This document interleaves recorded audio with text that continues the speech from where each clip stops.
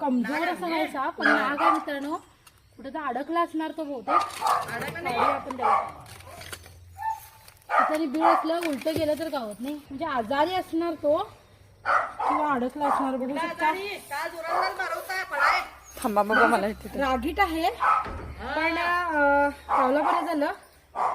कारण तो अडकून बसलेला बहुतेक, तो थकलाय बिचारा. बघू शकता त्या आजारी वाटायला बघा साप. नाग आहे मित्रांनो, आणि जायची प्रयत्न करत होता तो, आणि फारच वीक साप आहे. त्याला काहीतरी आजार झालाय बहुतेक, आणि ते इथलं जाळून सगळं काढलं म्हणे. हे जाळलंय त्याच्यामुळे बहुतेक त्याला दुराणा वगैरे काहीतरी प्रॉब्लेम झाला असणार. अंदाजे 3 वर्षाचा हा नाग आहे मित्रांनो. फार कमजोर साप आहे, इतका ऍक्टिव्ह नाही आहे. 3 वर्षाचं तर असणार. आणि इथं भरपूर साप पकडलेत याआधी सुद्धा मिळालेत फार साप. आणि कुत्रा आहे, चांगली गोष्ट आहे. कुत्र्यामुळे कळतं की साप आले की नाही.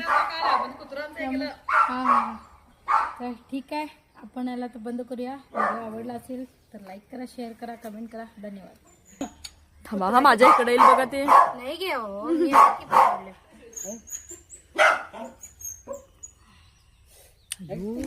आवाज बघ.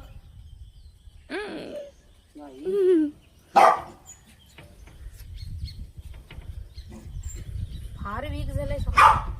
आम्ही काय हे केलो घ्या.